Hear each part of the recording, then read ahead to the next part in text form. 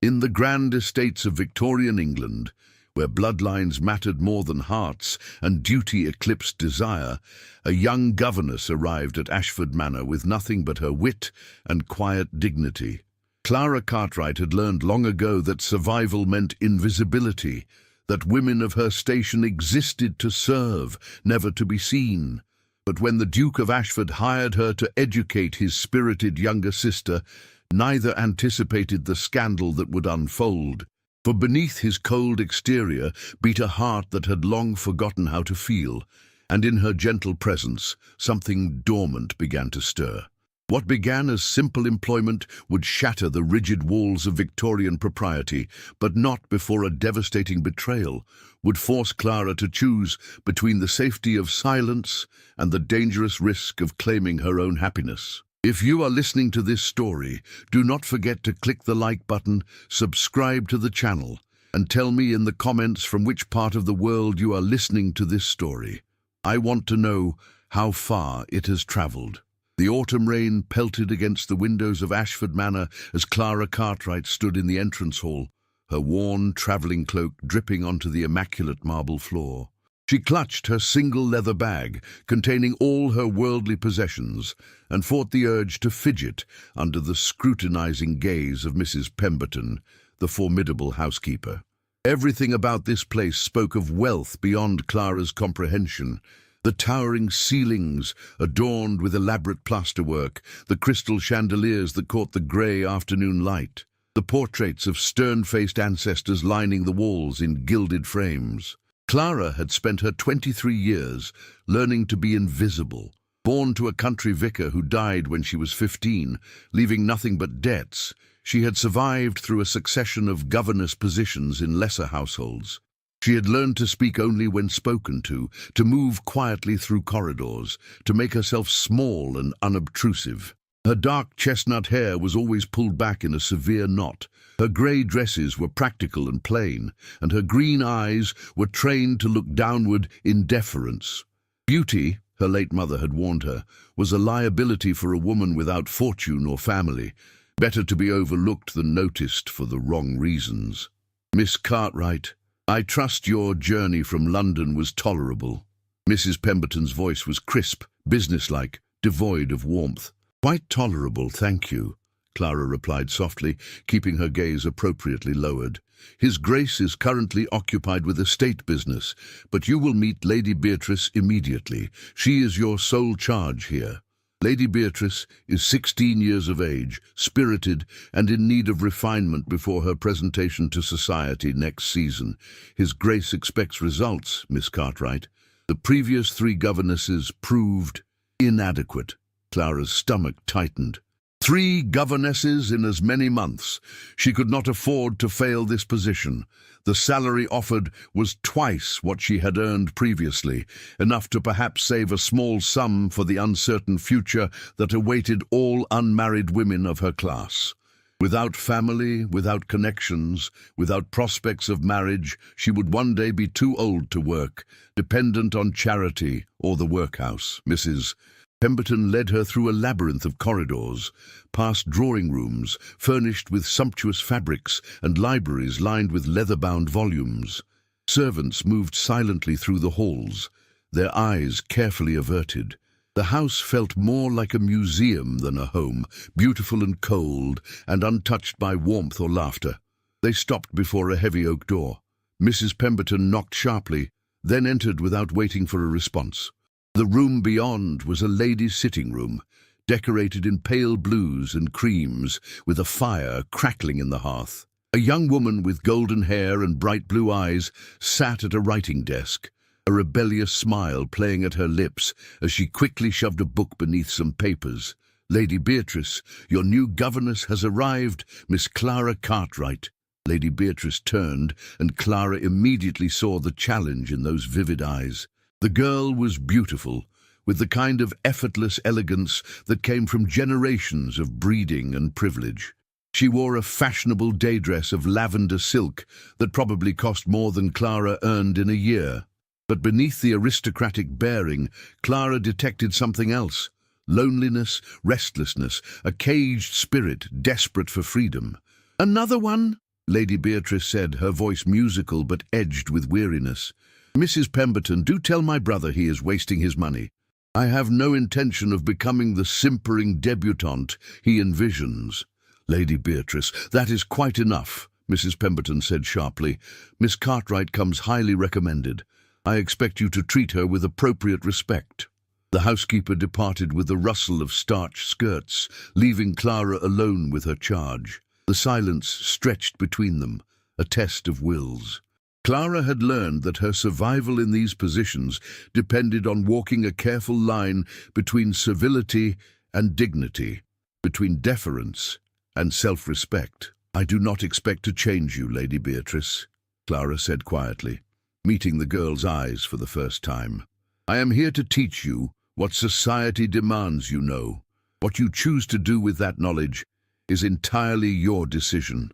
Something flickered in Beatrice's expression, surprise perhaps, or the beginning of respect. "You are different from the others. They all wanted to mold me, to break me like a wild horse." "I have no desire to break anyone," Clara replied. "I know something of cages, my lady. Sometimes we must learn the rules before we can navigate around them." Before Beatrice could respond, the door opened with such force that both women startled. A man entered, and Clara's breath caught in her throat, despite her best efforts at composure. He was tall, with broad shoulders that filled his impeccably tailored coat, and dark hair that fell across a high forehead. But it was his face that arrested her. Aristocratic features that might have been carved from marble, a strong jaw, and eyes of such piercing blue-grey that they seemed to see through pretense to the vulnerable truth beneath. This could only be Alexander Ashford, the Duke of Ashford, and he looked every inch the cold, unreachable nobleman that rumour claimed him to be. "Beatrice, I must speak with you." He stopped abruptly, noticing Clara for the first time. His gaze swept over her with the kind of casual dismissal she had experienced 1,000 times, the look that confirmed she was merely part of the household furniture, beneath notice and unworthy of consideration.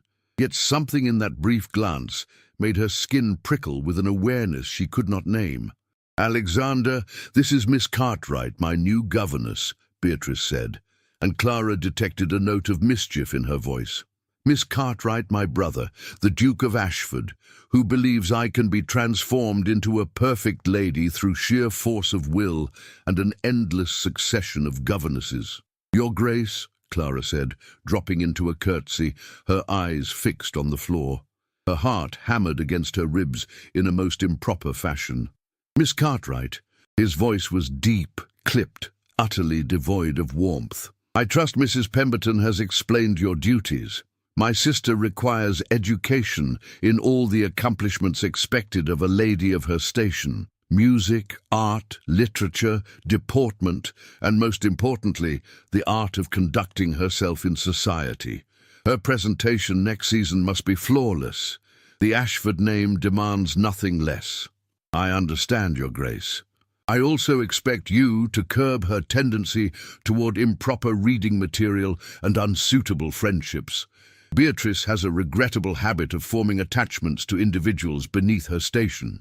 Clara felt Beatrice stiffen beside her, saw the flash of hurt and anger in the girl's eyes. So this was the heart of the problem, not a lack of education, but a brother who sought to control every aspect of his sister's life, to mold her into the perfect aristocratic ornament. "I will do my best, Your Grace," Clara said carefully, though she had no intention of crushing the spirit she already sensed in her charge.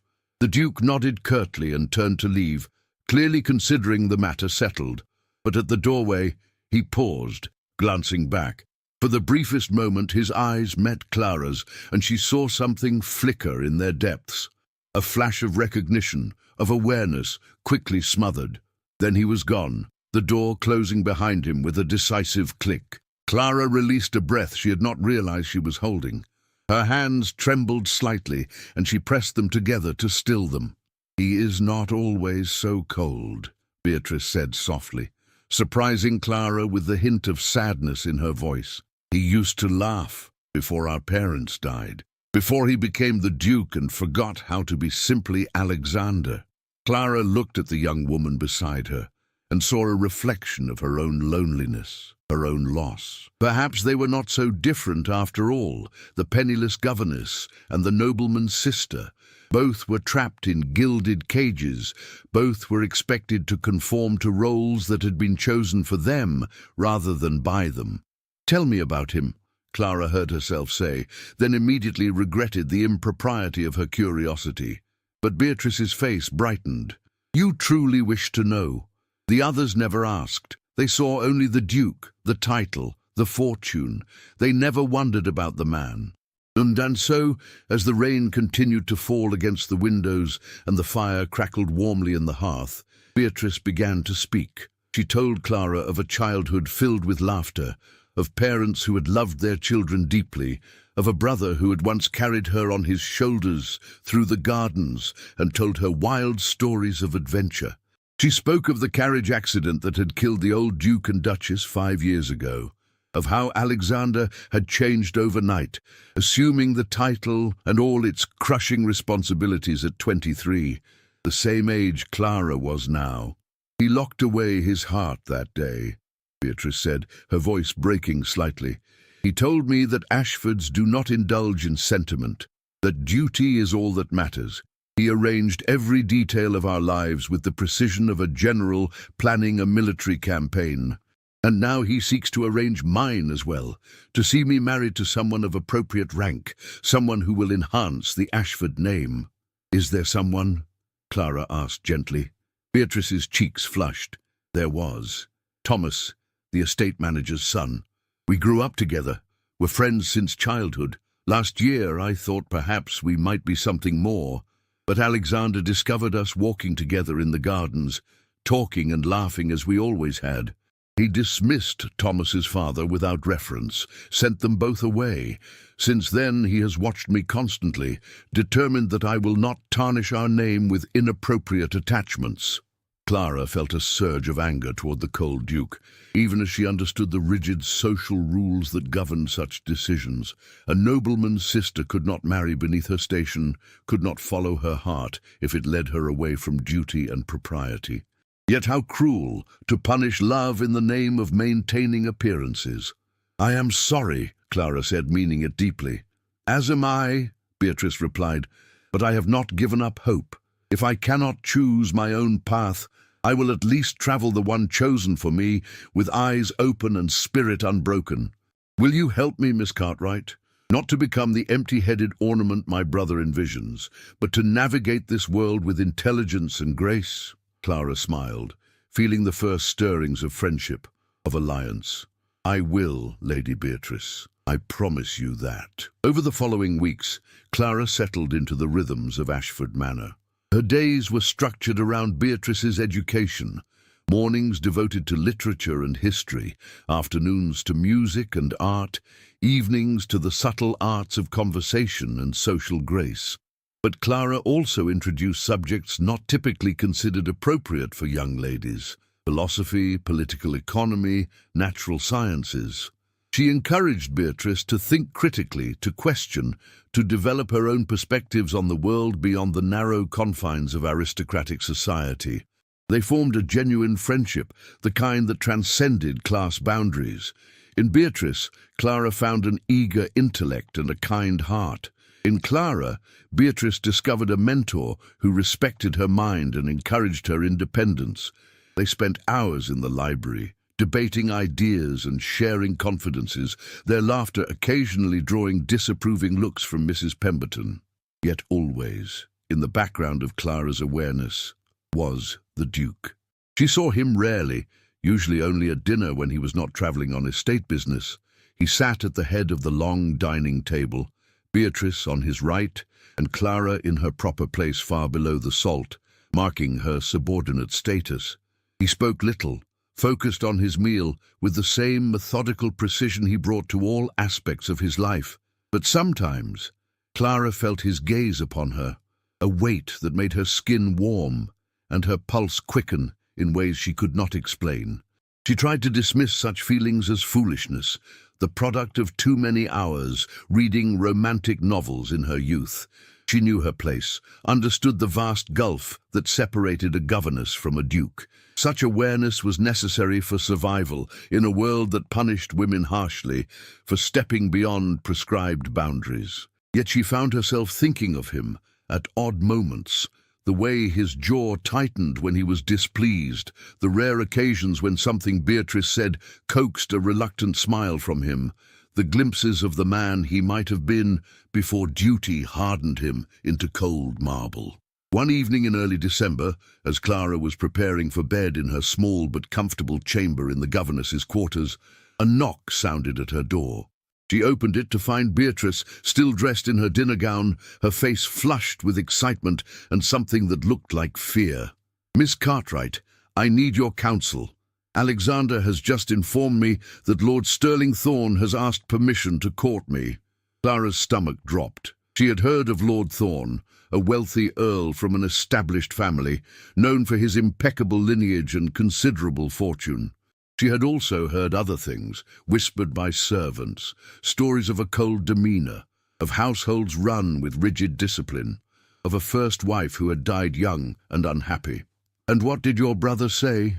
Clara asked carefully. "He gave his consent.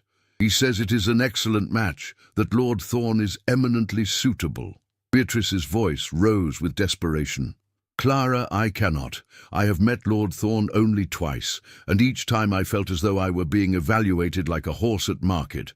He looked at me with such calculation, as though assessing my breeding potential. What does your heart tell you?" Beatrice sank onto Clara's narrow bed, her elaborate skirts pooling around her. "My heart tells me to refuse, but my brother tells me that hearts are unreliable guides, that marriages in our world are built on suitability, not sentiment. He says I'm fortunate that Lord Thorn admires me, that many women would envy such a match." Clara sat beside her, taking the younger woman's hand. "You know I cannot advise you to defy your brother, but I can tell you this. A lifetime is long to spend with someone who makes you feel like livestock. If you must marry for duty rather than love, at least ensure it is to someone who respects your mind and values your spirit." "Will you help me find a way through this?" Beatrice asked, her eyes bright with unshed tears. "Will you stand by me?" "Always," Clara promised, though she felt a chill of foreboding settle over her heart, a sense that events were being set in motion that would change everything and not for the better. The ballroom at Ashford Manor blazed with 1,000 candles, their light glittering off crystal chandeliers and reflected in the tall mirrors that lined the walls. It was the night of Beatrice's engagement ball, and the Duke had spared no expense in announcing his sister's betrothal to Lord Stirling Thorn. The cream of English society had gathered to witness this union of two ancient families, to drink champagne and congratulate themselves on maintaining the proper social order. Clara watched from her position near the musicians' gallery, where governesses and other household staff were permitted to observe without participating. She wore her best dress, a simple gown of dark green that had been fashionable 5 years ago, its high collar and long sleeves marking her as a woman of modest station.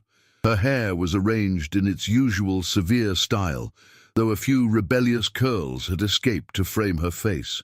She felt invisible among the splendor, which was precisely as it should be. Below, Beatrice moved through the crowd on her brother's arm, a vision in white silk and diamonds. But Clara could see the tension in her friend's smile, the way her hand gripped Alexander's sleeve too tightly. The Duke himself was magnificent in formal evening dress, his dark hair brushed back from his high forehead, his expression carefully neutral. He played his role with practiced ease, accepting congratulations with gracious nods, presenting his sister with visible pride. And beside him, never far from Beatrice's side, was Lord Stirling Thorn. He was handsome in a cold, aristocratic way, with fair hair and pale blue eyes that reminded Clara of winter ice. His bearing was impeccable, his manners flawless, yet something about him made Clara's skin prickle with unease. Perhaps it was the way his hand rested possessively on Beatrice's waist, or the calculating look he directed at her when he thought no one was watching. The evening progressed with orchestrated precision. There were dances and toasts, elaborate compliments, and careful conversations about bloodlines and fortunes. Clara remained in her shadowy corner, observing it all with the detached interest of one who existed on the margins of such a world. Yet she could not help but notice how often the Duke's gaze drifted upward to where she stood, could not ignore the way her heart responded to those fleeting glances with an acceleration that was most improper. She told herself she was imagining things, that a duke would no more notice a governess than he would notice a piece of furniture. Yet the awareness persisted, a current running beneath the surface of the evening's festivities, thrilling and terrifying in equal measure. As midnight approached, Lord Thawing claimed Beatrice for a waltz. Clara watched them circle the floor, noting how stiffly Beatrice held herself, how little genuine warmth existed between the engaged couple. And then something changed. Lord Thawing leaned close to speak in Beatrice's ear, and Clara saw her friend's face drain of colour. Beatrice tried to pull away, but Thawing's grip on her waist tightened. They continued to dance, but something had shattered in the perfect tableau. When the waltz ended, Lord Thawing escorted Beatrice not back to her brother, but toward a small antechamber off the main ballroom. Clara's instinct screamed warning. Without thinking of propriety or consequences, she slipped from her observation post and made her way down the servants' staircase, arriving at the antechamber just as raised voices filtered through the partly open door. "I will not tolerate defiance, Beatrice. You are to be my wife, and you will learn obedience. You speak to me as though I were a servant or a child. I am neither. You are nothing but what your brother's name makes you.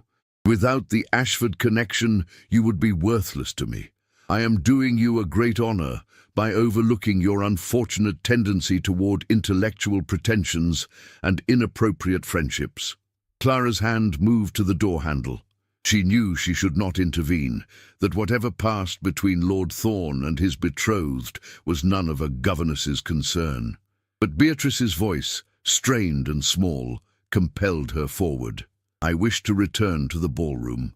My brother will be looking for me." "Your brother sees only what I choose to show him. He is so eager for this alliance that he would overlook any concerns you might raise.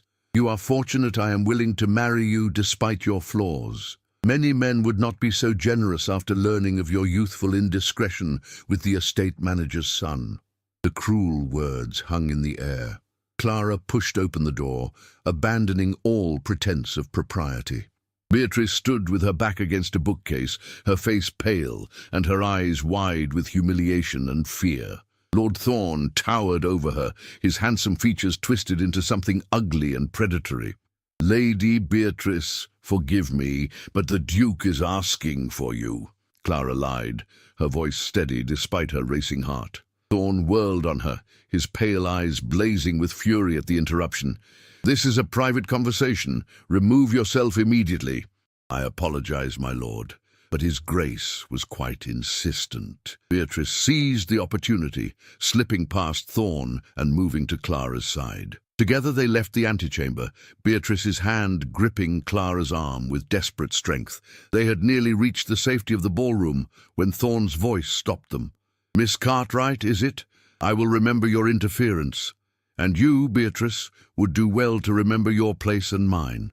We will discuss this further, in private, without unwanted interruptions." They fled into the crowded ballroom, losing themselves among the other guests.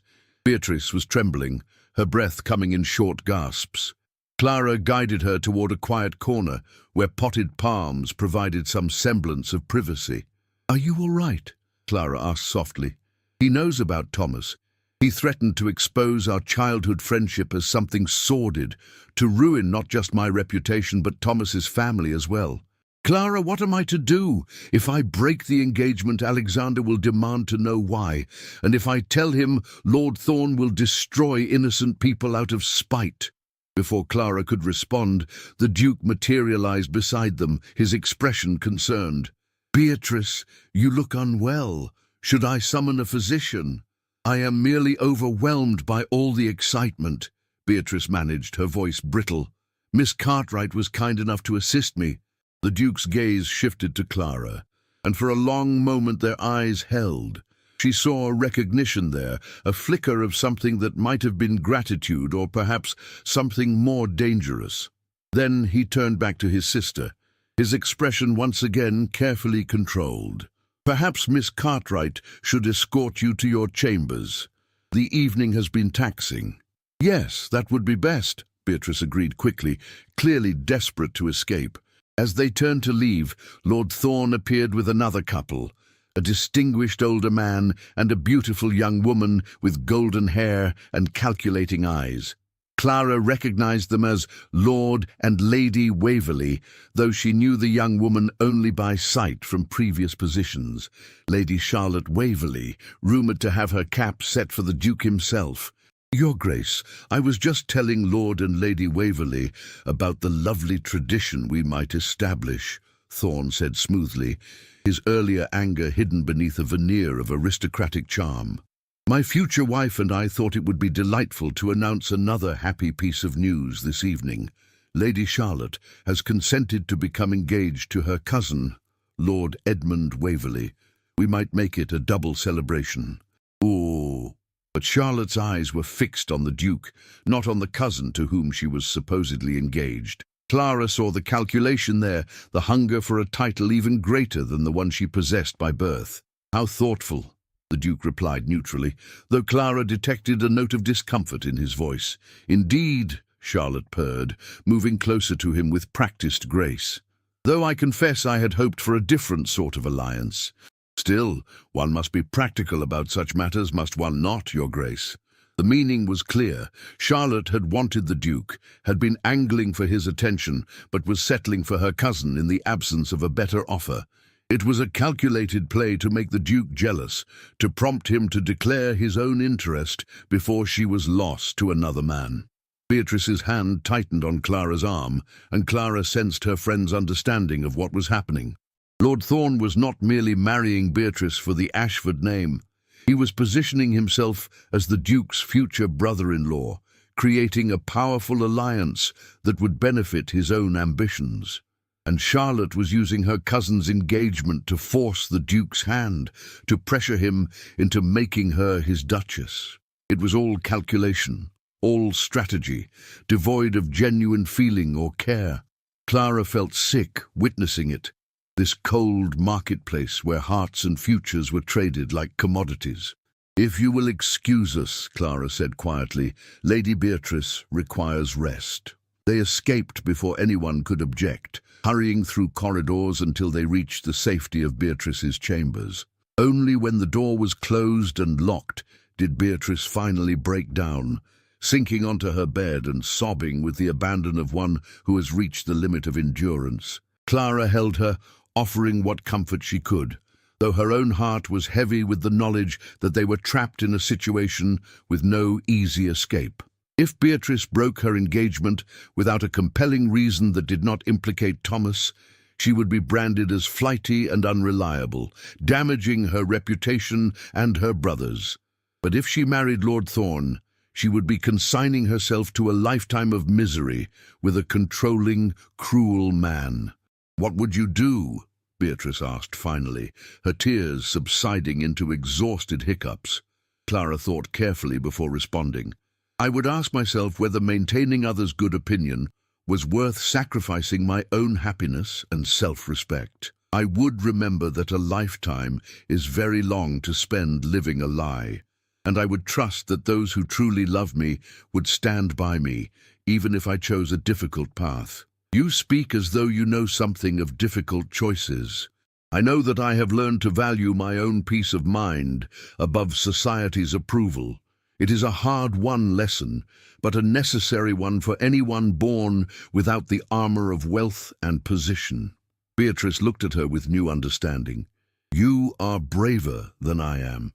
You have made your own way in a world that offers women few choices. I have lived in comfort my whole life, and yet I feel more trapped than you have ever been." "Golden cages are still cages," Clara replied gently. They talked through the night, weighing options and possibilities. By dawn, Beatrice had resolved to speak honestly with her brother, to tell him of her doubts and concerns, even if she could not reveal all of Lord Thorn's cruelty. It was a risk, but one she was willing to take. But fate, as it so often does, had other plans. The next morning, Clara was summoned to the Duke's study. She went with trepidation, wondering if Thorn had already complained about her interference, if she was about to be dismissed without reference. The Duke stood by the window, his back to her as she entered. He did not turn immediately, and she waited in silence, her hands clasped in front of her to still their trembling. "Miss Cartwright, I find myself in need of your counsel regarding my sister." His voice was carefully controlled, but she heard an undercurrent of something else, worry, perhaps, or uncertainty. "Your Grace." He turned then, and she was startled by the weariness in his face, the shadows beneath his eyes that spoke of a sleepless night. "Last evening I observed Lord Thorn's interaction with Beatrice. I also noted your timely intervention. I am not blind to all that occurs in my own house, Miss Cartwright, despite what my sister may believe." Clara remained silent, unsure how to respond. "Tell me honestly, should I have concerns about this match?" Here was her opportunity to speak truth, to perhaps save Beatrice from a terrible fate. But she was also acutely aware of her position, of the fact that she was an employee speaking about her employer's decisions. One wrong word could see her dismissed, her reputation destroyed. "Your Grace, I can only say that Lady Beatrice seems uncertain about the engagement. Whether that is merely pre-wedding nerves or something more substantial, I cannot presume to judge. But you have an opinion. I have observed that Lord Thorn is exacting in his expectations. Whether Lady Beatrice will flourish under such exactitude or wither, only time will tell." The Duke studied her for a long moment, and Clara forced herself to meet his gaze despite the impropriety. His eyes were the color of a winter sea, and in their depths she saw intelligence, determination, and something that looked almost like loneliness. "You are diplomatic, Miss Cartwright, perhaps too diplomatic, but I appreciate your loyalty to my sister." He paused, seeming to struggle with what to say next. "I have been told that I am cold, that I prioritize duty over feeling. Perhaps there is truth in that assessment. I became Duke at an age when I should have been traveling, enjoying my youth. Instead, I assumed responsibilities that required me to put aside personal desires in favor of maintaining our family's position and legacy. I make decisions based on logic and practical considerations because that is what has been demanded of me." Clara found herself responding before she could think better of it. "And what of happiness, Your Grace? Does that factor into your calculations?" His expression shifted, surprise flickering across his features. "Happiness is a luxury, Miss Cartwright. I ensure security, prosperity, and propriety. Those are the gifts I can offer my sister. Happiness, that is more elusive, more difficult to arrange. Perhaps because it cannot be arranged at all. Perhaps it must be chosen freely and for oneself." The words hung between them, charged with meanings that went beyond Beatrice's situation. For a moment, Clara saw something spark in the Duke's eyes, a flash of the man he might have been in different circumstances. Then his mask of control slammed back into place. "You may go, Miss Cartwright. Thank you for your candor." She curtsied and fled, her heart pounding. Only later did she realize that she had challenged a duke, spoken to him as though they were equals rather than separated by a vast gulf of class and circumstance. She should have been terrified that such presumption would cost her position. Instead, she felt oddly exhilarated, alive in a way she had not experienced in years. But that evening, everything came crashing down. A servant delivered a note to Clara's chamber, sealed with Lord Thorn's crest. With trembling hands, she broke the seal and read the contents, feeling her blood turn to ice in her veins. The note was brief and devastating. Lord Thorn knew everything about Clara's past, about the scandal that had cost her her first governess position years ago. A scandal she had hoped was buried and forgotten, involving a baronet's son who had pursued her relentlessly, who had attempted to compromise her when she refused his advances. She had fought him off, But rumors had spread nonetheless, whispers that painted her as the aggressor, the scheming governess trying to trap a nobleman into marriage. Thorne's note made his threat explicit. If Clara did not convince Beatrice to embrace her engagement enthusiastically, he would ensure that the old scandal was revived and embellished, that Clara would be marked as a woman of loose morals, unemployable in any respectable household. More, he would ensure that Beatrice's reputation was damaged as well, tainted by association with her improper governess. Clara sat in her small room, the note crumpling in her fist, and felt the careful life she had built collapsing around her.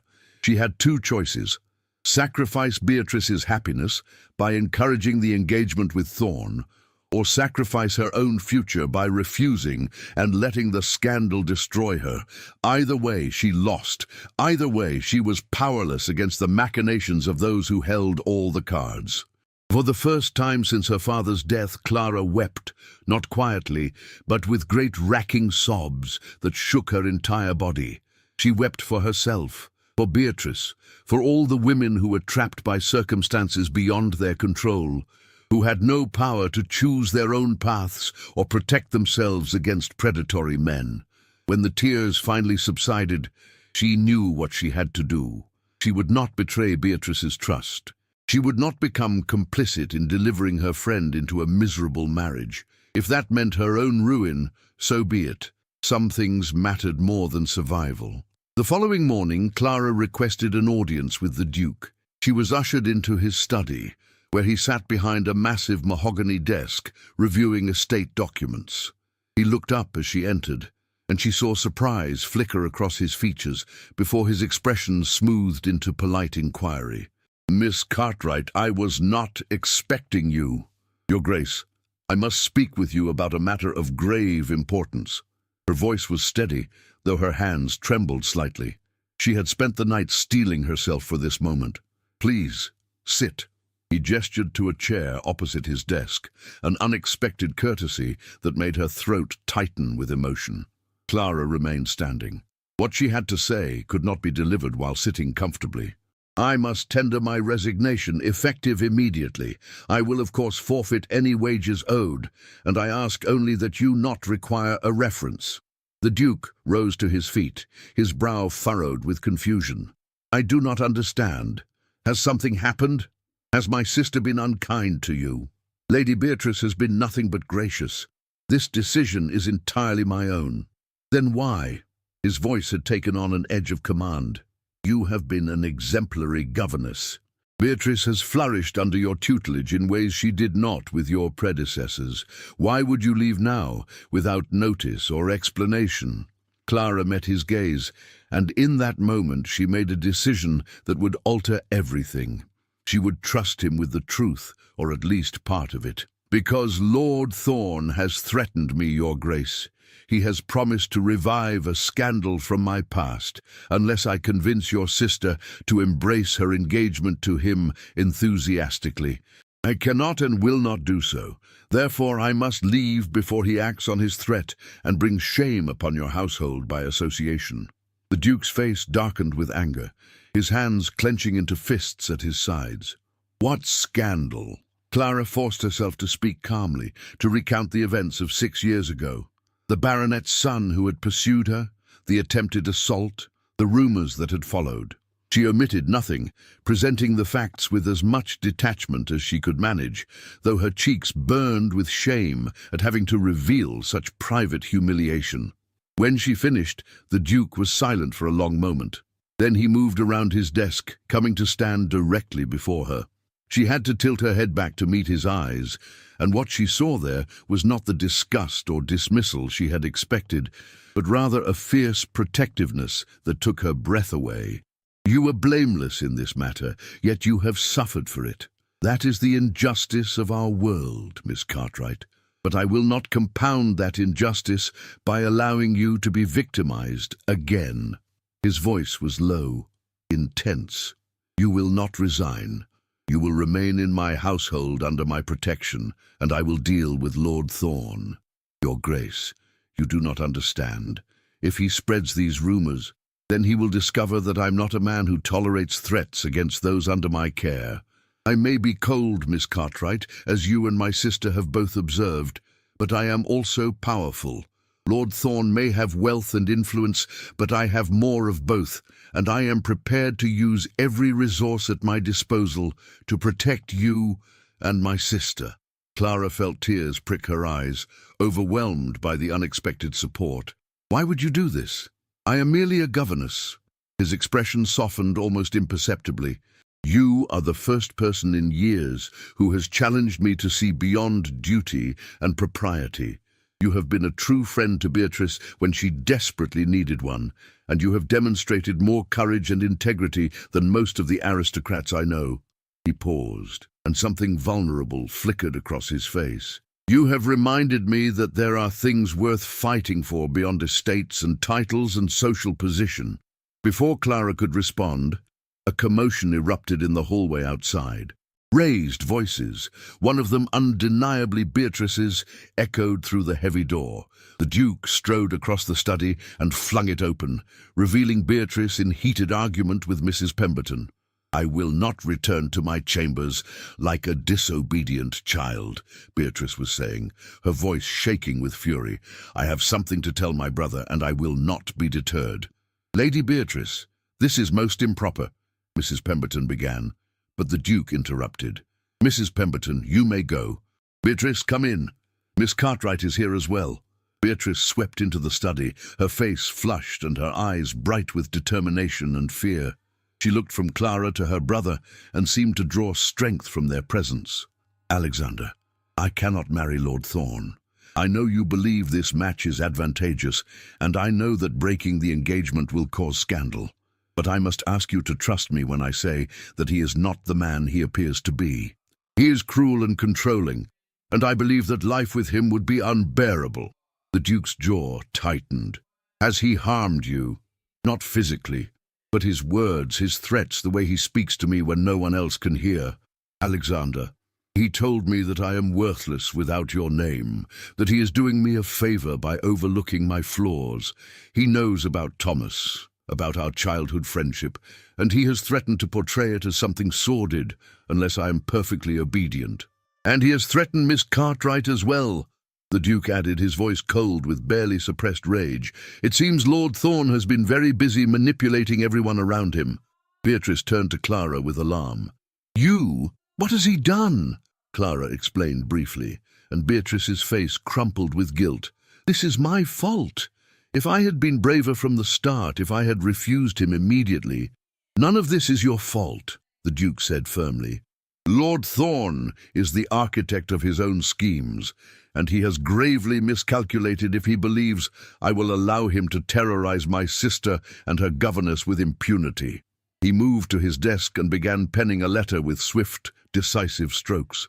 "I am writing to Lord Thorn to inform him that the engagement is broken, effective immediately. I will also make it clear that any attempt on his part to spread rumors or cause scandal will be met with legal action and social consequences he will not enjoy. The Ashford name may not shield Beatrice from all gossip, but it will provide formidable protection against deliberate character assassination." Beatrice pressed a hand to her mouth, tears streaming down her face. "You believe me. You are taking my part." The Duke looked up from his letter, and Clara saw raw emotion in his eyes, a glimpse of the man beneath the ducal armor.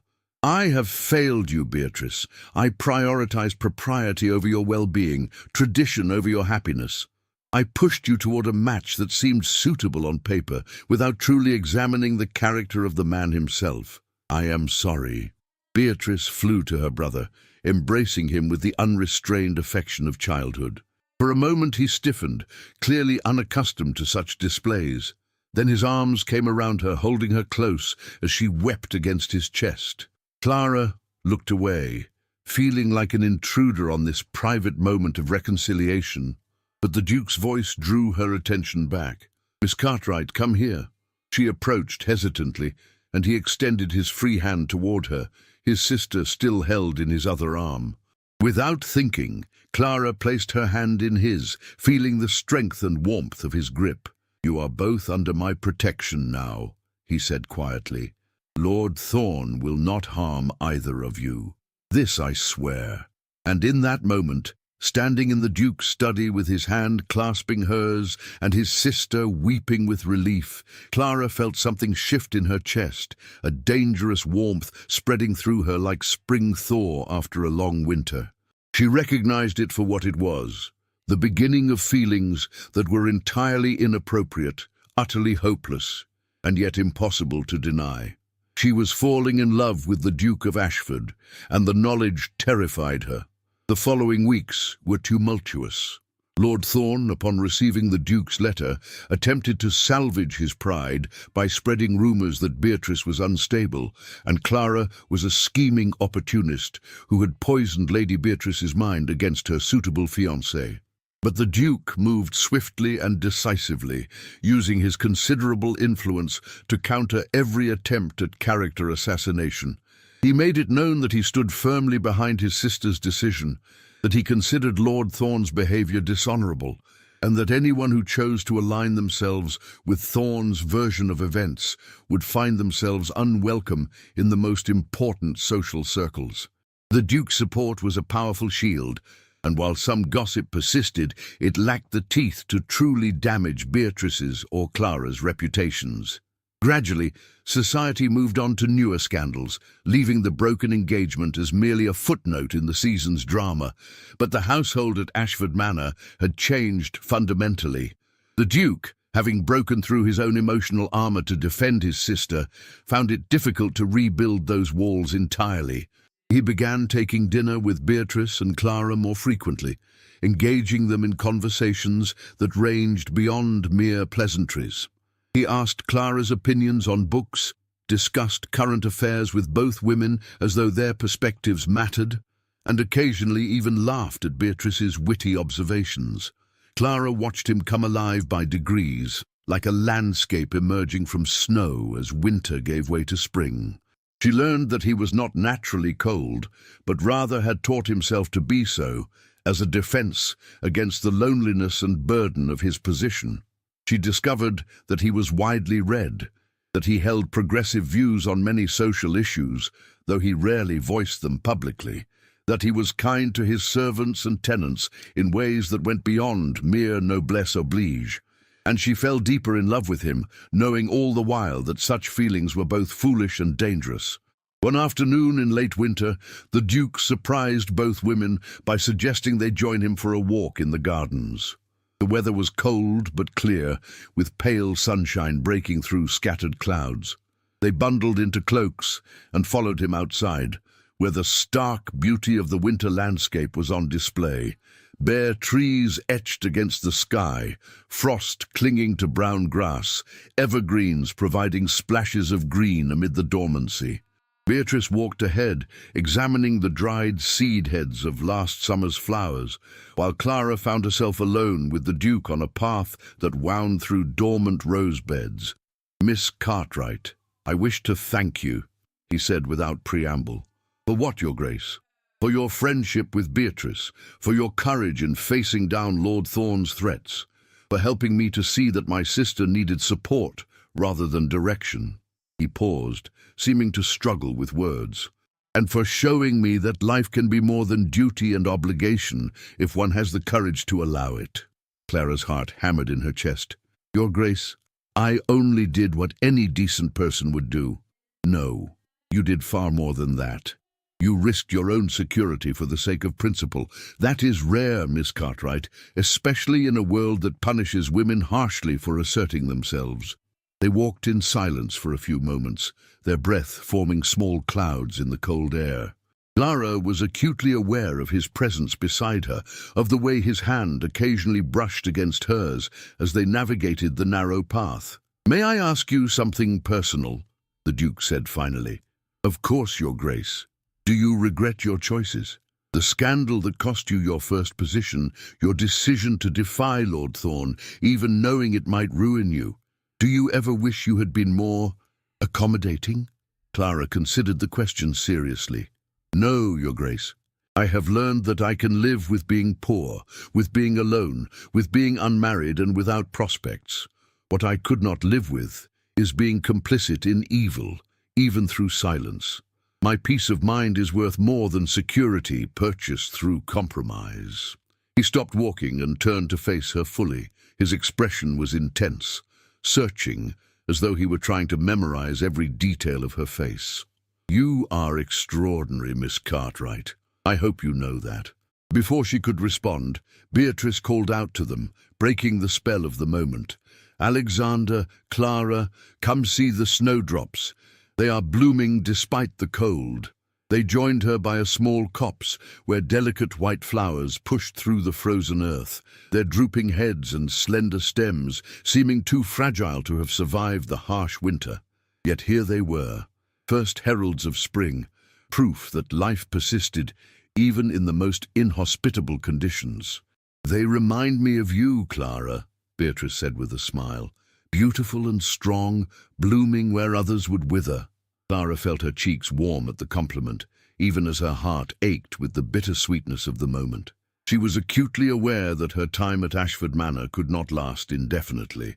Eventually Beatrice would marry, or the Duke would marry, and there would be no further need for a governess. She was a temporary presence in their lives, appreciated perhaps, but ultimately expendable. Yet for now, in this moment, standing among the snowdrops with the Duke and his sister who had become more than employer and charge, Clara allowed herself to be simply happy. Spring arrived at Ashford Manor with a profusion of blooms and renewed energy.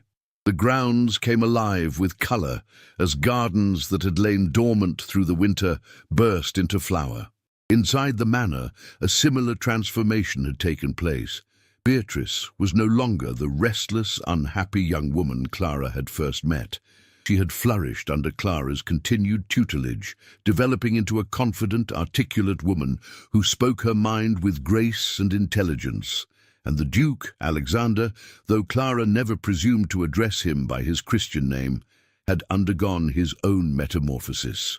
The cold, remote nobleman who had first hired Clara had softened, revealing layers of warmth and humour that had been buried beneath duty and grief. He spent increasing amounts of time with his sister and her governess, often joining them in the library or accompanying them on walks through the grounds. Clara tried to tell herself that his attention was merely that of a grateful brother, that she was reading too much into casual kindness. But there were moments, fleeting glances, accidental touches, conversations that stretched late into the evening, when she wondered if perhaps his feelings mirrored her own impossible longing. In April, the Duke announced that they would be travelling to London for the remainder of the season. Beatrice was to be properly presented at court, as was her due as the sister of a duke. But this time, the Duke promised, she would be introduced to society on her own terms, without pressure to accept any particular suitor. "I want you to meet people, to form your own opinions," Alexander told his sister over breakfast. "When you eventually choose to marry, and that is if, not when, for you need not marry at all if you prefer, it will be to someone who respects your mind and values your spirit." Beatrice glanced meaningfully at Clara, a smile playing at her lips. "You have learned much, brother. I wonder who taught you such wisdom." The Duke's gaze flickered to Clara just for a moment, and she saw colour rise slightly in his cheeks. "I have had excellent teachers," he said quietly. The journey to London was accomplished in the Duke's well-sprung travelling coach, with Clara accompanying them rather than travelling separately with the other servants.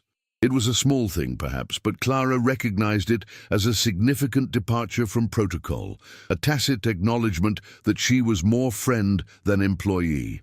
The Duke's London residence was a magnificent townhouse in Mayfair, elegantly appointed and staffed with impeccable efficiency.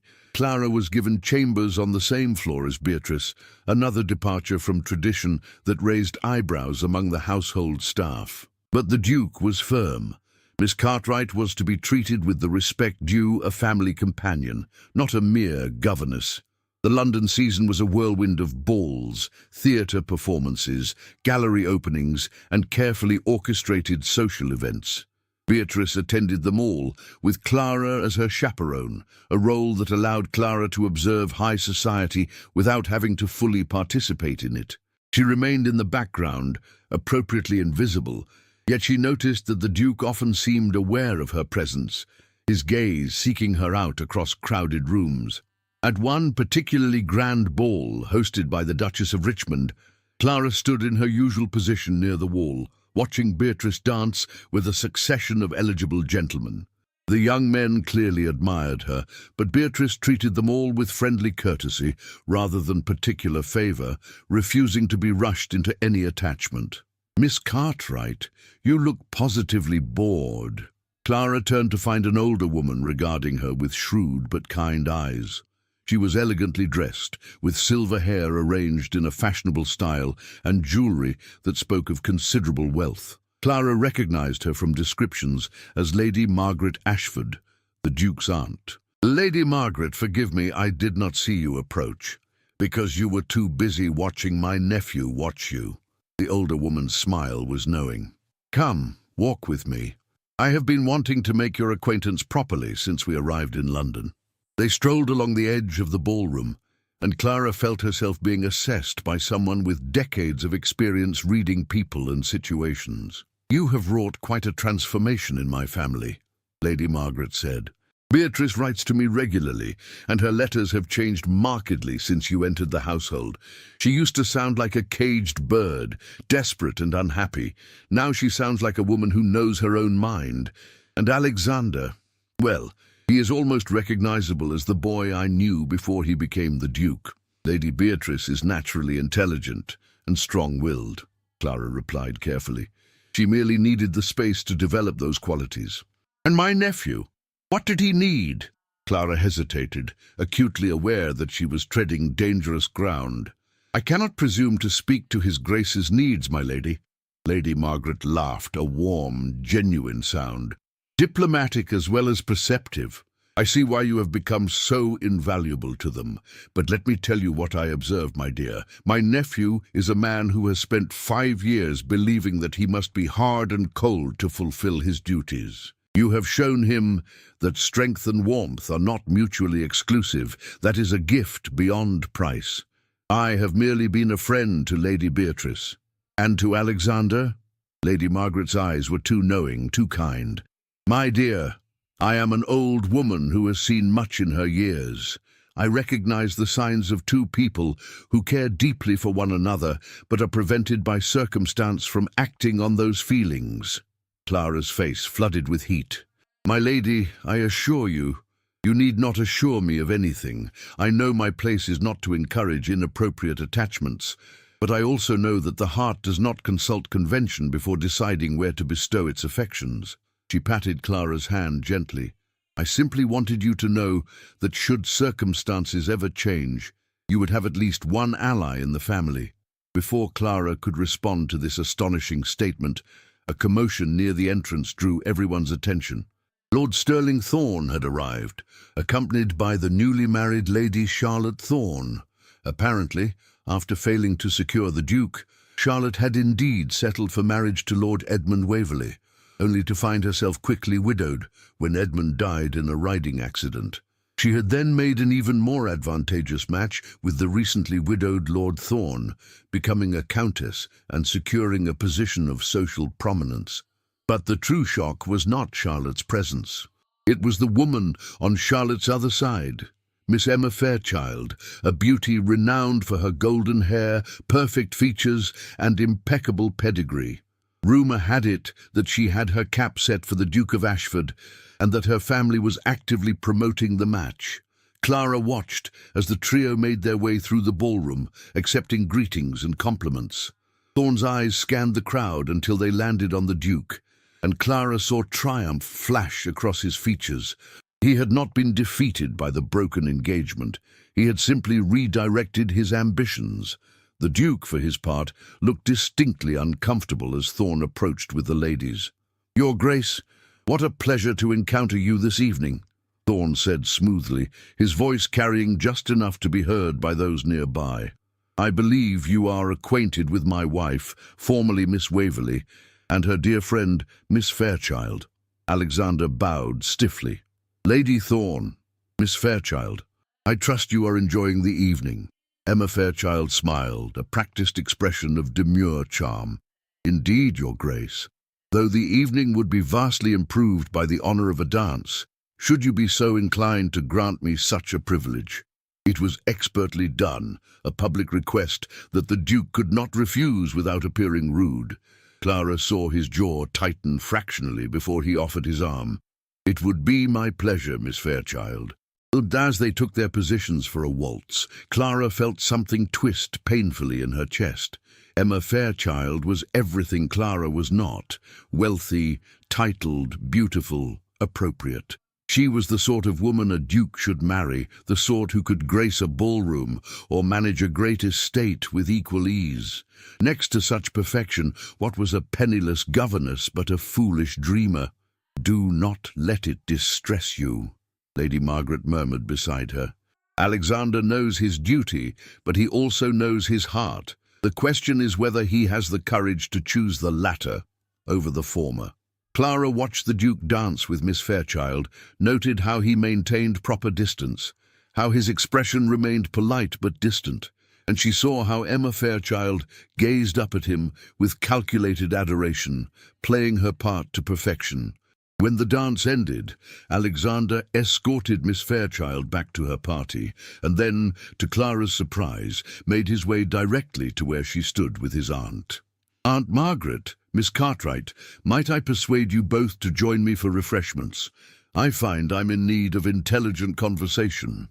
They followed him to a quieter room where cold drinks and delicate pastries were laid out. The Duke barely touched his refreshments, instead launching into a discussion of a lecture on natural philosophy he had recently attended. He directed his comments primarily to Clara, seeking her opinions, clearly valuing her perspective. Lady Margaret watched them both with an expression of fond amusement, occasionally adding her own observations, but mostly allowing them to converse. Clara forgot to be cautious, forgot to maintain appropriate distance. They debated ideas with the freedom of intellectual equals, challenged each other's assumptions, laughed at shared observations about society's absurdities. It was only when Beatrice appeared, looking concerned, that Clara realized how long they had been sequestered from the ball. "Alexander, people are beginning to talk. Miss Fairchild has been asking for you, and Lady Thorne has been making rather pointed comments about your neglect of eligible ladies in favor of—" She glanced apologetically at Clara. "Well, in favor of inappropriate company?" The Duke's expression hardened. "If Lady Thorne has something to say, she may direct it to me rather than spreading gossip like a fishwife." "Brother, you know I care nothing for gossip.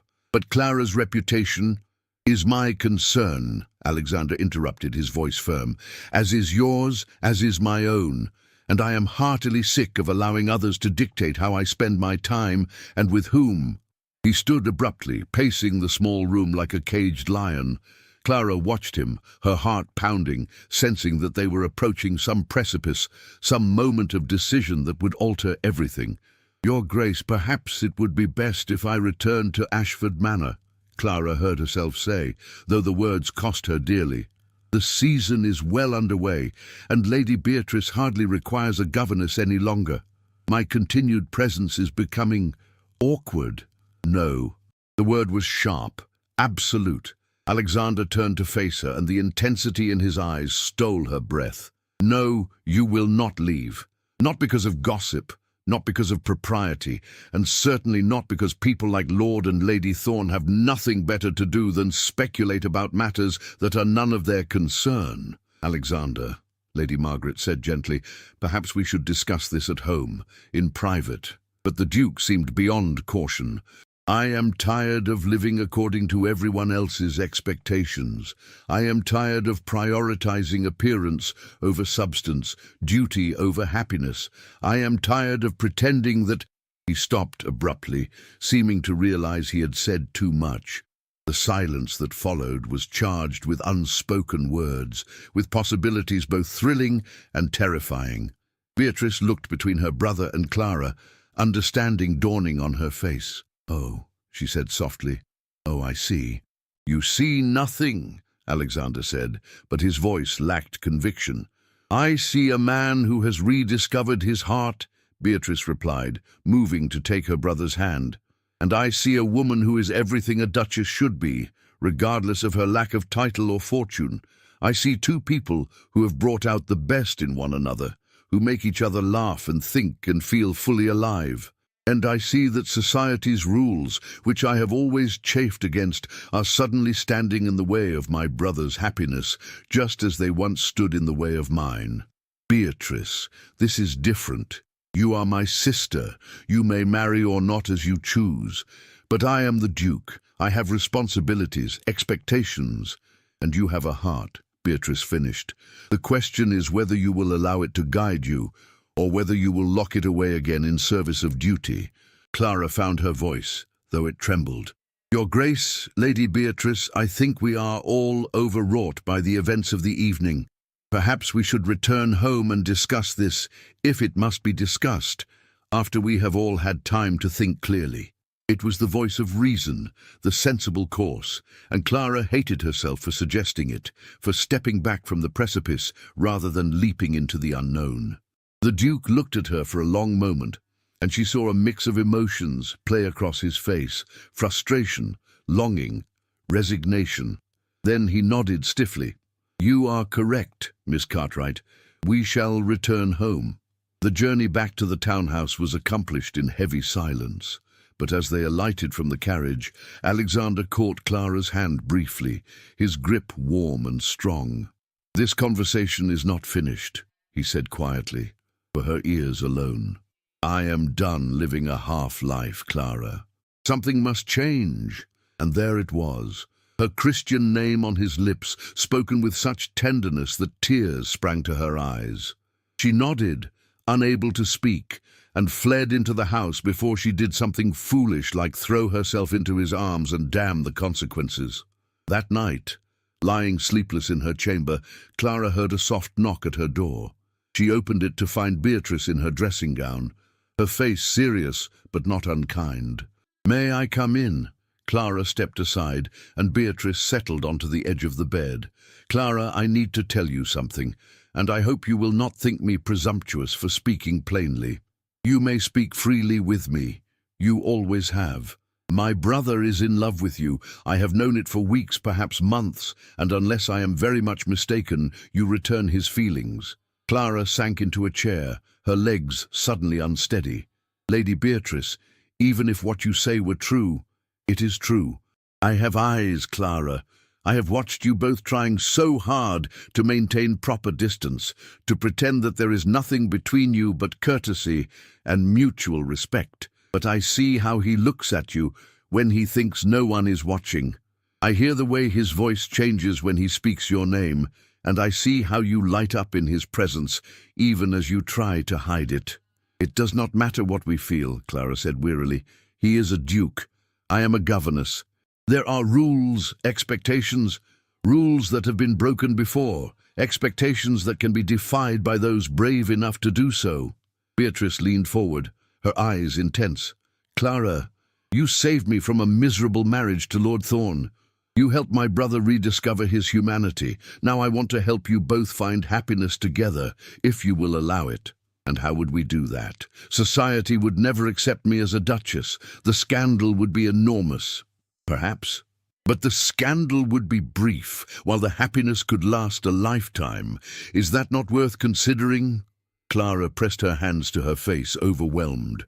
Part of her wanted to cling to this hope, to believe that love could indeed conquer the rigid boundaries of class and propriety.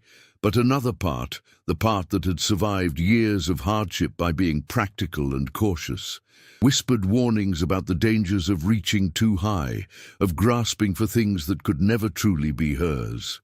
"I do not know," she whispered. "I honestly do not know." Beatrice embraced her, holding her close as she trembled with emotion. "Then let me know for both of us," she said softly. "Alexander deserves to be happy. You deserve to be happy. And sometimes the bravest thing we can do is allow ourselves to accept the happiness that is offered, even when it seems impossible." The following weeks were a delicate dance of propriety and barely suppressed emotion. The Duke continued to escort Beatrice to social events, with Clara in attendance as chaperone.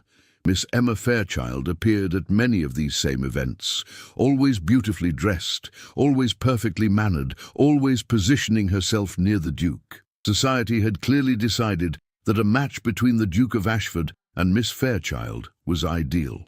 The newspapers mentioned them in the same breath, speculating about a formal announcement. Matrons whispered approvingly about what a handsome couple they made, how well suited they were. Miss Fairchild's mother made no secret of her ambitions, often maneuvering her daughter into situations where the Duke could not politely avoid her company. But Alexander, while unfailingly courteous to Miss Fairchild, maintained a distance that no amount of strategic positioning could bridge. His attention, when he thought himself unobserved, was invariably focused on Clara. She felt his gaze like a physical touch, even across crowded rooms, and in the rare private moments they encountered each other in the townhouse, passing in hallways, sharing breakfast before others had risen, meeting accidentally in the library. The tension between them was palpable, electric. One morning, Clara was summoned to the Duke's study. She went with trepidation, wondering if he had finally decided that her presence was too disruptive, that she must be sent away for the good of all concerned. She found him standing by the window, looking out over the square below. He did not turn as she entered, and she waited silently, her hands clasped to still their trembling. "Miss Cartwright, Clara, I must speak with you about a matter of great importance." His voice was strained, as though the words were being pulled from him against his will. "Your Grace." He turned then, and the expression on his face made her breath catch. It was raw, vulnerable, stripped of the careful control he usually maintained. "I am expected to propose to Miss Fairchild. Her family has made their expectations clear, and society has all but announced the engagement on our behalf. It would be an appropriate match. She is well-bred, beautiful, accomplished. She would make an acceptable Duchess." Clara felt as though she were being torn apart inside, but she forced herself to nod calmly. "Then I wish you every happiness, Your Grace." "I do not want happiness with Miss Fairchild," he said fiercely. "I want—" He broke off, crossing the room until he stood directly before her. "Clara, I want you, not because it is appropriate or expected, but because you are the only woman who has ever made me feel truly alive. You challenge me, inspire me, make me want to be better than I am. When I am with you, I am not the Duke of Ashford, burdened by responsibilities and expectations. I am simply Alexander, a man who has been given the extraordinary gift of your company and who is terrified of losing it." Clara stared at him, her heart hammering so hard she thought it might burst from her chest. "Alexander, what are you saying?" "I am saying that I love you. I am saying that I have tried to fight these feelings, to convince myself that duty must prevail over desire. But I cannot do it. I cannot sacrifice a lifetime of genuine happiness for the sake of meeting others' expectations. I have done that for 5 years, and it has nearly destroyed me. I will not do it any longer." Tears streamed down Clara's face, even as joy bloomed in her chest. "I love you as well. I have tried not to, have told myself 1,000 times that it is foolish and hopeless, but I cannot help it. You have been so kind, so good, and beneath the cold exterior the world sees, I have discovered a man of warmth and integrity and courage." He reached out slowly, giving her time to step away if she wished. When she remained still, he cupped her face in his hands, his thumbs brushing away her tears. "Then marry me, Clara. Become my Duchess, not because society demands it, but because I choose you and you choose me. We will face whatever scandal ensues together. Alexander, the consequences will be far less dire than the consequence of living without you. Clara, I have spent 5 years telling myself that happiness was a luxury I could not afford. But you have shown me that happiness is not a luxury at all. It is essential. It is life itself, and I will not turn away from it out of cowardice." She should have been sensible. She should have listed all the practical reasons why such a match would be difficult. why society would gossip and criticize, why his family might object. But in that moment, with his hands cradling her face and his eyes blazing with love and determination, Clara chose courage over caution. "Yes," she whispered. "Yes, I will marry you." He kissed her then, a gentle meeting of lips that held a promise of devotion and partnership. It was Clara's first kiss, and it was everything she had never dared to dream of, tender and passionate, respectful and consuming all at once. When they finally drew apart, both were trembling. "We must tell Beatrice," Clara said, laughing and crying simultaneously. "She will be insufferably pleased with herself for predicting this." "We must tell the world," Alexander replied, "though I confess I am not looking forward to the reactions of certain parties." Those reactions came swiftly. When the Duke announced his engagement to Miss Cartwright, formerly governess to Lady Beatrice, society erupted in scandal and gossip. Lady Thawing was among the most vocal critics, loudly proclaiming that the Duke had been bewitched by a scheming social climber. Miss Fairchild's family was outraged, accusing Alexander of leading their daughter on and then humiliating her with this inappropriate choice. But Alexander weathered the storm with the same determination he had shown in defending his sister from Lord Thawing. He made it clear that anyone who wished to remain in his good graces would treat his future Duchess with respect.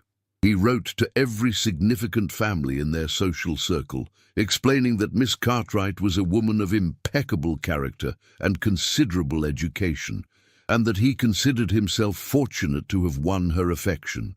Lady Margaret proved to be a staunch ally, as she had promised. She threw her considerable social weight behind the match, reminding people that love matches, while uncommon among the aristocracy, were not unprecedented. She pointed out that Clara's father had been a gentleman, that Clara herself was well educated and accomplished, and that the Duke's choice demonstrated his independence of mind and strength of character. Beatrice was, as predicted, delighted. She embraced Clara as a sister, declaring that she would have the family she had always wanted. She also took great pleasure in writing to former acquaintances to inform them that her governess was marrying a duke, thus achieving a status that many titled ladies would envy. The wedding was planned for early summer to take place at Ashford Manor. It would be a relatively small affair by ducal standards, with only close friends and family in attendance. Alexander wanted nothing that smacked of ostentation or public display. This marriage was about two people choosing each other, not about making a statement to society. In the weeks leading up to the wedding, Clara found herself caught between two worlds. She was no longer a governess, yet not quite a duchess. She moved through the townhouse in a kind of liminal space, learning from Lady Margaret about the responsibilities that awaited her, receiving callers who came out of curiosity or genuine well-wishing, enduring fittings for the elaborate trousseau that Alexander insisted on providing. Through it all, Alexander was her anchor. He spent as much time with her as propriety allowed, sometimes more. They took walks in the park chaperoned by Beatrice, attended concerts and galleries, spent long evenings in the library discussing everything from philosophy to estate management. He was teaching her what she would need to know as a duchess, but he was also simply enjoying her company, reveling in the freedom to express his love openly. One evening, as they sat together in the library with Beatrice reading nearby, Alexander took Clara's hand in his. "Are you afraid?" he asked quietly. "Terrified," she admitted. "I do not know how to be a duchess, Alexander. I do not know if I will ever be comfortable in that role."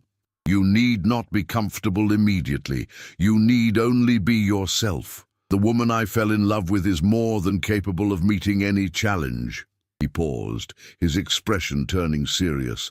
"But I need you to know that if it becomes too difficult, if the scrutiny and demands are more than you can bear, we can leave. We can travel, live quietly on one of the smaller estates, remove ourselves from society altogether. I will not force you to endure a life that makes you miserable." Clara squeezed his hand, love swelling in her chest. "I will not run from this, Alexander. You have spent 5 years sacrificing your happiness for duty. Now it is my turn to be brave. We will face whatever comes together as partners. As partners, he agreed, raising her hand to his lips. In everything, for always. The final weeks before the wedding passed in a blur of preparations and farewells to London. They returned to Ashford Manor in late May, when the countryside was at its most beautiful. The gardens were in full bloom, roses and peonies and delphiniums, creating a riot of colour against the green lawns.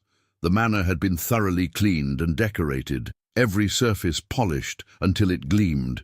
Clara spent her last days as a single woman in a state of dreamlike disbelief. She would walk through the grounds that she had first seen as a timid governess, marvelling at how completely her life had changed. She would sit in the library where she had taught Beatrice, remembering those early days when she had thought herself doomed to a life of service and loneliness. And she would look at Alexander, her betrothed, soon to be her husband, and wonder how she had become so fortunate. The night before the wedding, Beatrice came to Clara's chamber as she had done so many months ago, when everything had been uncertain and frightening. "How do you feel?" Beatrice asked, settling onto the bed. "As though I am living someone else's life," Clara confessed. "This is not supposed to happen to women like me, Beatrice. Governesses do not marry dukes. Yet here I am, hours away from becoming the Duchess of Ashford, and I still cannot quite believe it is real. It is real because you and Alexander chose to make it so. You chose courage over caution, love over propriety." Beatrice smiled. "You have been my teacher in so many things, Clara, but perhaps your greatest lesson has been this, that we have the power to write our own stories if we are brave enough to pick up the pen." Clara embraced her friend, this young woman who had taught her just as much as she had taught in return. "Thank you, Beatrice, for believing in this, for supporting us, for being the sister I never had. Tomorrow you will officially be my sister," Beatrice replied, joy shining in her eyes, "and I could not be happier." The September sun streamed through the tall windows of the Duchess of Ashford's private sitting room, illuminating the delicate watercolour she was working on.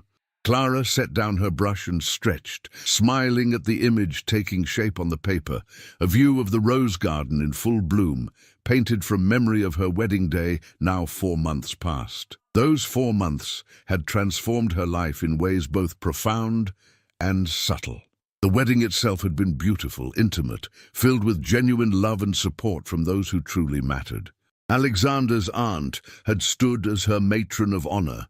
Beatrice had wept tears of joy throughout the ceremony, and Alexander himself had looked at her as though she were the only woman in the world. Society's reaction had been mixed, as expected.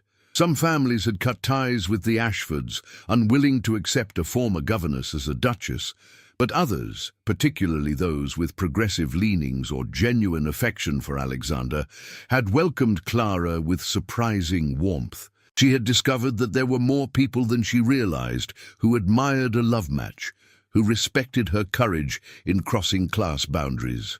The role of Duchess had proven challenging in ways Clara had not anticipated. There were so many rules, so many expectations, so much scrutiny of every word and action. But Alexander had been true to his promise, standing beside her as a partner rather than a master. When she made mistakes, and she had made many in those early months, he defended her with quiet dignity. When she felt overwhelmed, he reminded her of her strength and intelligence, and when she doubted herself, he showed her through word and deed that she was exactly the Duchess he needed. Together, they had begun to make changes at Ashford Manor. Clara had started a school for the children of tenant farmers and servants, teaching them to read and write, giving them opportunities that poverty might otherwise have denied them. Alexander had implemented progressive policies on the estate, improving working conditions and wages, earning him both praise from reformers and criticism from more traditional landowners. They had also begun to rebuild Ashford Manor as a home rather than a museum. Laughter echoed through halls that had been silent for too long. The library became a gathering place for intellectuals and artists, regardless of their social standing. The formal dining room hosted dinners that mixed aristocrats with scholars, politicians with poets, creating conversations that challenged convention and expanded perspectives. A knock at the door interrupted Clara's reverie. "Come in," she called, expecting her lady's maid. Instead, Alexander entered, still dressed in riding clothes, his dark hair windblown and his eyes bright with exercise and fresh air. He crossed to her immediately, bending to kiss her with a familiarity that still made her heart race. "You have been hiding up here all morning," he said, smiling as he examined her watercolor.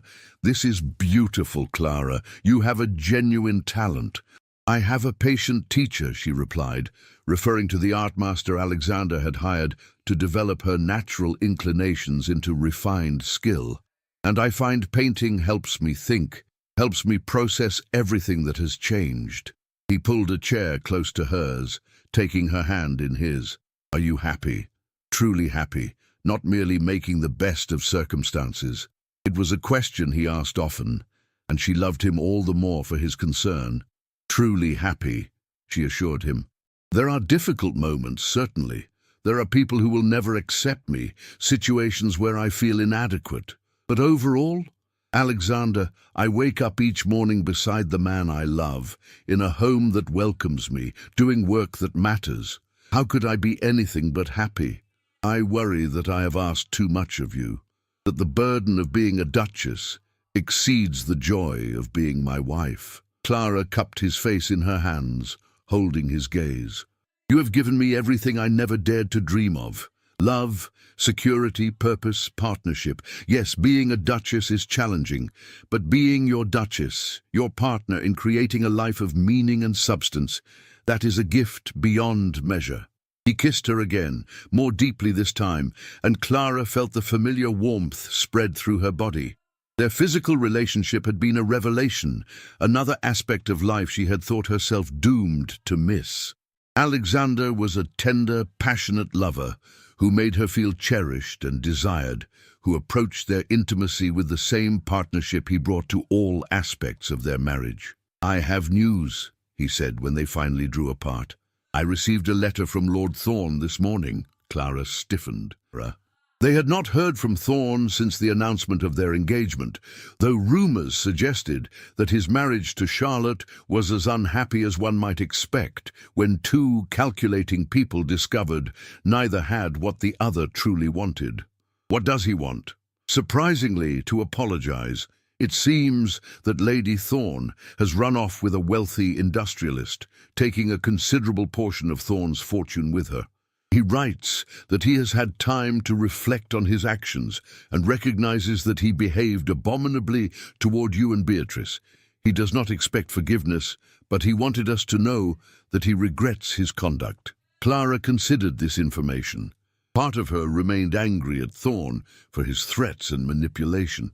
But another part, the part that had learned through her own experiences about growth and change, felt a measure of sympathy for a man who had built his life on ambition and calculation only to discover the emptiness of such foundations. "What will you do?" she asked.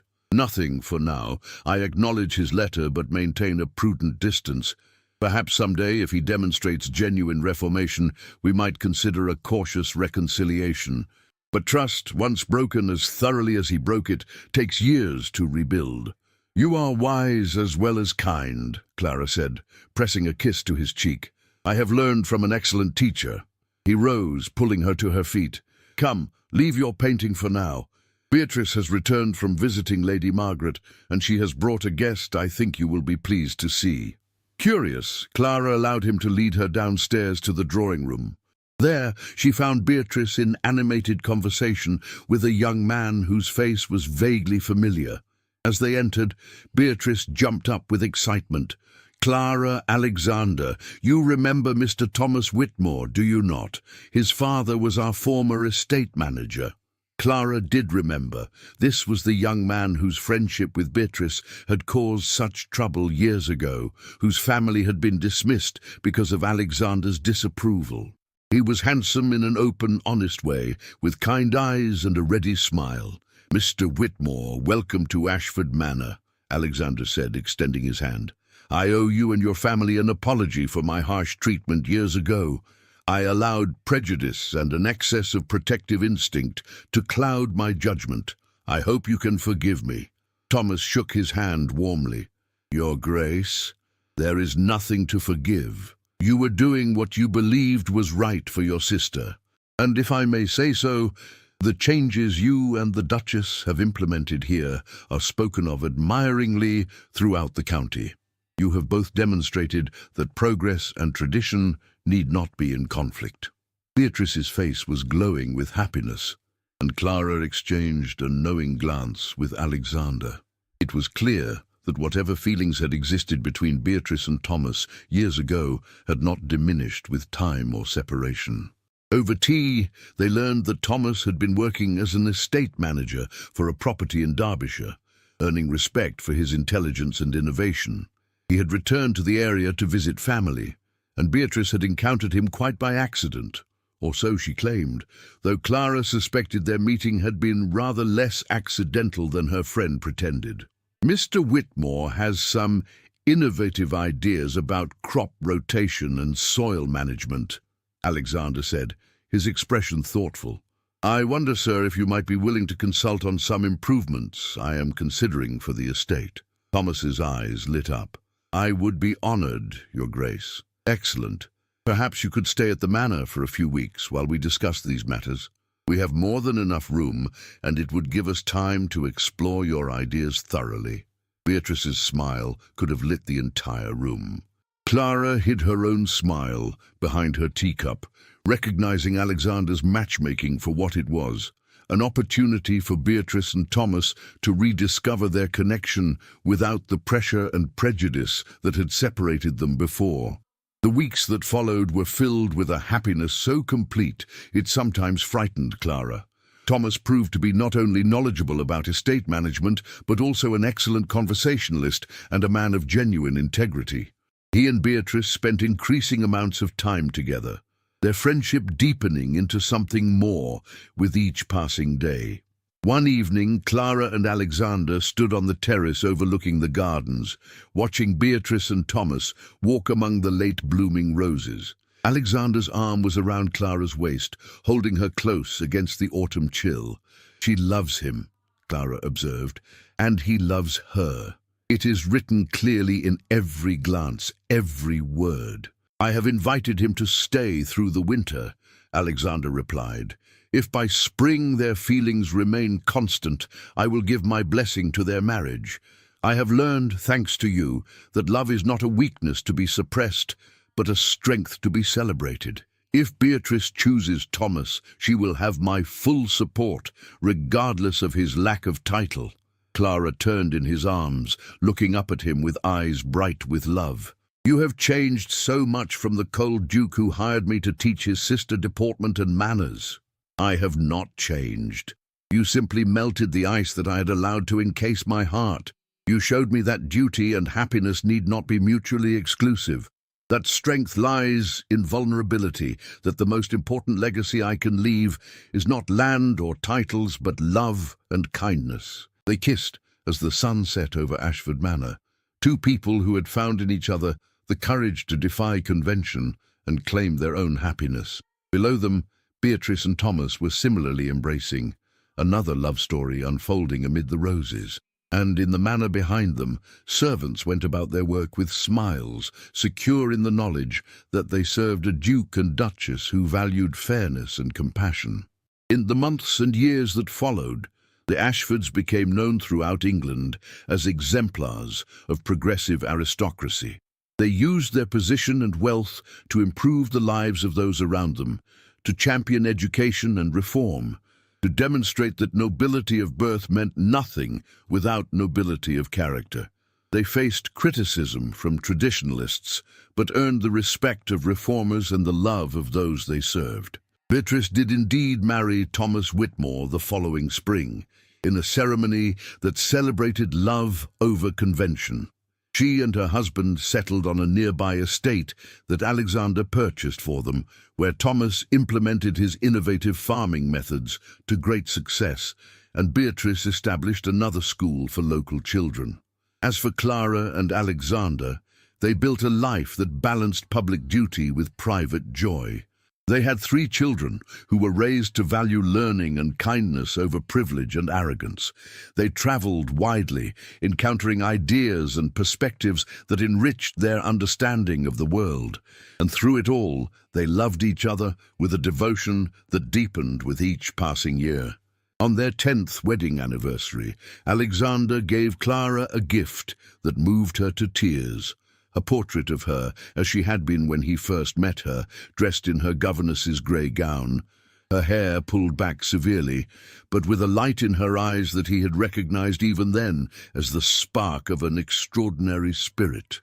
"I wanted to remember who you were," he said as she studied the painting. "The woman who walked into Ashford Manor with nothing but her courage and integrity, who challenged me to be better than I was, who showed me that the greatest adventure in life is not in conquest or achievement, but in choosing to love and be loved. You were extraordinary then, Clara, and you are even more extraordinary now. But I never want to forget the moment I first saw you and felt something shift in my frozen heart, though I did not yet understand what it meant." Clara embraced him. This man who had given her everything: love, security, purpose, partnership, a family, a home. "We have bloomed where we were planted," she whispered. "Together we have turned a cold, formal manor into a home filled with warmth and laughter. We have turned duty into joy, obligation into opportunity. And we have shown that love, when it is genuine and freely given, can indeed conquer even the most rigid social barriers." "We have," he agreed, holding her close, "and we will continue to do so for all the years that remain to us. I love you, Clara Ashford, my Duchess, my partner, my heart. And I love you, Alexander, my husband, my friend, my home." They stood together in the portrait gallery of Ashford Manor, surrounded by images of ancestors who had lived by duty and propriety, adding their own story to the family history. A story of courage, of love, of 2 people who had dared to write their own narrative rather than accepting the one prescribed by society. And in doing so, they had created a legacy far more valuable than estates or titles, a legacy of happiness, purpose, and love that would inspire generations to come. If you enjoyed this story, I would love to hear your thoughts in the comments below. Please take a moment to like this video and subscribe to the channel for more historical romances that celebrate courage, love, and the power of choosing your own destiny. Share this story with someone who believes in the transformative power of love, and let me know which part resonated most with you. Thank you for listening, and until next time, may you always have the courage to bloom wherever you are planted.